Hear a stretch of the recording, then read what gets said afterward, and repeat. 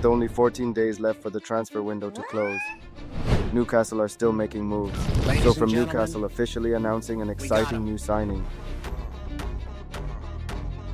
to Newcastle making a massive move for a scary ball-winning star. Plus, what's the latest on Newcastle exploring a move for Christopher Nkunku? As per, join us as we'll break it all down and discuss the latest Newcastle United transfer news. Let's go! So starting off, in an exciting development, Amar Dedic is officially a Newcastle United player. Newcastle United have confirmed the signing of the Bosnian international from Benfica, with the 24-year-old putting pen to paper on a 5-year contract at St. James Park. The announcement comes on Dedic's 24th birthday, making it an especially memorable way for the new signing to begin his Newcastle career. Dedic will wear the number 37 shirt and becomes the 6th senior addition of the summer as Matthias Gisel continues to reshape his squad. Newcastle have not disclosed the transfer fee as is customary, but reports prior to the announcement indicated that the Magpies had agreed a deal worth around £29.5 million with Benfica.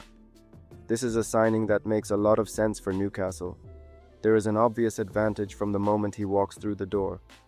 Dedic has already worked under Gisel at both Liefering and RB Salzburg, meaning he won't have to spend months learning an entirely new tactical philosophy. He already understands the manager's demands, particularly when it comes to playing aggressively, defending high and contributing to Newcastle's vertical style of football. That could be crucial. Newcastle's need for a full-back has been obvious since the departures of Kieran Trippier and Emil Kraft. Tino Livramento remains a tremendous talent, but his injury record makes it impossible for Newcastle to rely solely on him throughout an entire season. Dedic, therefore, isn't simply another squad player. He has the experience to compete for a starting position immediately, and given Newcastle's current lack of options, it would be no surprise to see him thrown straight in.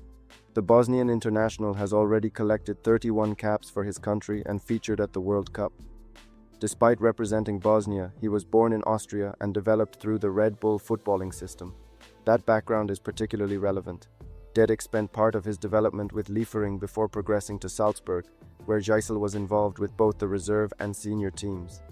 He later gained experience in Ligue 1 with Marseille before moving permanently to Benfica, where he became the first-choice right-back under Jose Mourinho. So while Dedic is still relatively young, he isn't arriving as an inexperienced prospect. His biggest strengths are his athleticism, mobility, and aggression. He is comfortable covering enormous amounts of ground and appears particularly suited to a high defensive line. That should fit naturally into Gisel's system, where fullbacks are expected to be much more than traditional defenders. Dedic also likes to drive forward with the ball. Rather than simply passing backwards when confronted by an opposition press, he is willing to carry possession beyond the first line and attack the space in front of him. That can create passing lanes into midfield and allow Newcastle to progress attacks much quicker.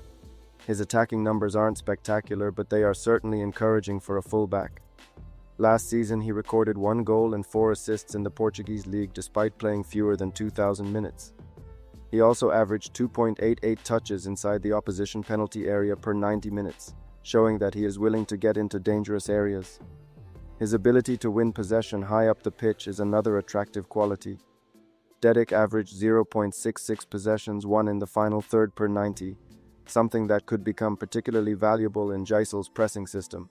He also averaged 1.61 successful dribbles per 90, although his 53.1% success rate suggests that there is room for improvement in his decision-making. In the Premier League, repeatedly attempting low-percentage dribbles could turn into dangerous turnovers, and that brings us to the concerns. Dedic's aggressive positioning can occasionally leave space behind him, particularly against extremely quick opponents. His one-on-one defending will therefore need to improve if he is going to thrive against Premier League wingers. His disciplinary record is another potential problem. At Benfica, he collected 3 yellow cards and 2 red cards.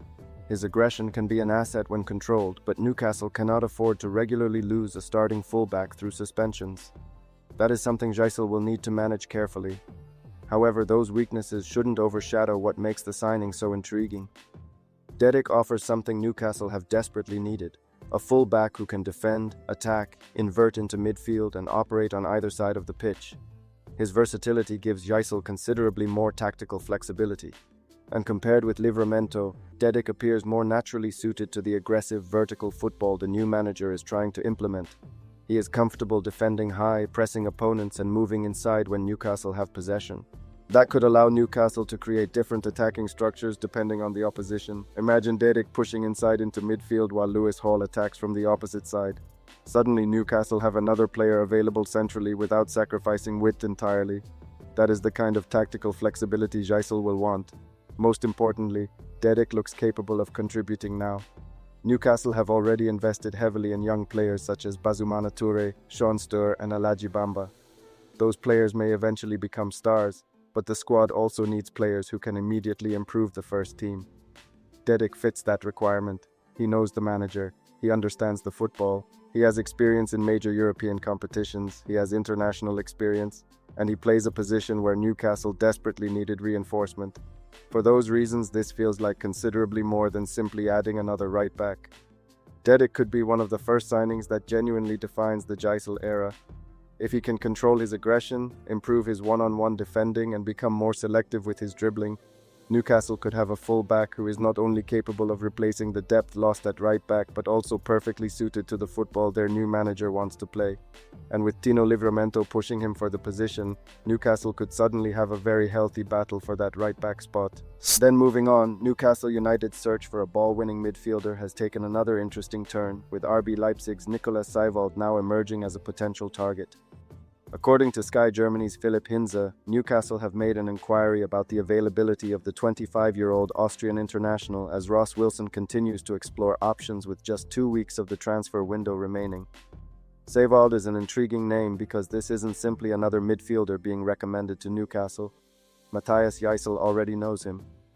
The pair worked together at RB Salzburg for 2 seasons, meaning Gijsel will already have a detailed understanding of Seiwald's qualities and, perhaps more importantly, how he would fit into his tactical system. That is becoming something of a theme at Newcastle. Amar Dedic also previously worked under Gijsel at Salzburg and Liefering, and now Seiwald has emerged as another player from the manager's past. It would make sense. Gijsel inherited a Newcastle squad that has undergone enormous change. Bruno Guimaraes and Sandro Tonali have departed, while the club have brought in several young players who are still developing. Sean Stur is only 18, Alaji Bamba is 20, Yuan Zhaoan is also just 20. Those players may eventually become extremely important, but Newcastle cannot expect them to immediately provide the experience and leadership that has disappeared from the squad. Seiwald could help address that. The Austrian is primarily a defensive midfielder and is comfortable operating as part of a double pivot. That could make him particularly suitable for the 4-2-3-1 system Gijsel is expected to implement at St. James Park. His job wouldn't necessarily be to replicate Bruno's creativity or Tonali's progressive passing. Instead, Seiwald could provide the balance. He can win the ball, protect the defense, and give more creative players the freedom to operate further forward. In a team that wants to press aggressively and play vertically, having a midfielder capable of covering ground and recovering possession could be extremely valuable. The problem is that Leipzig don't appear particularly interested in selling.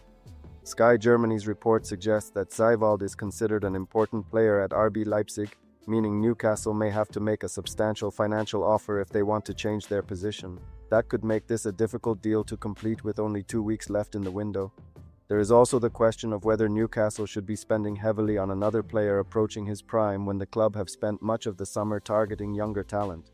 But Seiwald's experience could actually be the missing ingredient in Newcastle's current recruitment strategy. The club have added potential. What they now need is stability. Gijsel clearly appears to understand that. Dedic has already arrived. Seiwald is now being linked. Both know the manager, both know his football, and both have experience of working within the Red Bull system. It raises an interesting possibility that Gijsel isn't simply rebuilding Newcastle's squad based on talent. He may be trying to bring in players who already understand exactly what he wants. And with the clock ticking on the transfer window, a trusted lieutenant like Seiwald could be precisely the kind of signing Newcastle need. Then in another development, Christopher Nkunku is an interesting new name to emerge in Newcastle United's late window recruitment, and unlike some of the younger players the club have targeted this summer, this is a move that would bring experience and immediate attacking quality. According to Italian journalist Matteo Moretto, Newcastle are among the clubs showing interest in the AC Milan attacker, with Borussia Dortmund, his former club RB Leipzig, and clubs from Spain also monitoring his situation. Nkunku is reportedly expected to leave Milan before the transfer window closes. At first glance, it might seem like an unusual Newcastle target. The Frenchman turns 29 later this year, while Newcastle have spent much of the summer building around younger players such as Bazumana Toure, Sean Stour, and Alaji Bamba. But that's exactly why Nkunku could make sense. Newcastle need experience. The departures of Bruno Guimaraes and Sandro Tonali have left the squad seriously short of established senior players, while the arrival of Matthias Jaisler has created the need for players who can contribute immediately rather than needing 2 or 3 seasons to develop. Nkunku could potentially provide that.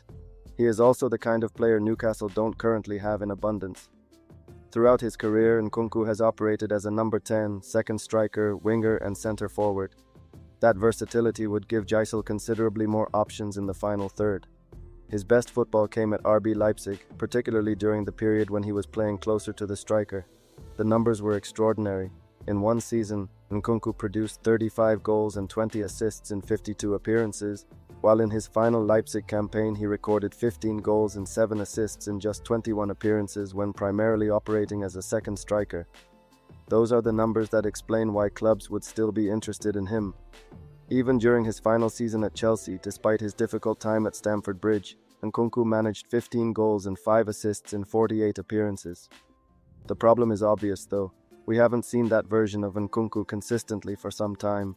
His Chelsea spell was disrupted by injuries, while his time at Milan hasn't produced the kind of performances that made him one of Europe's most feared attacking players at Leipzig.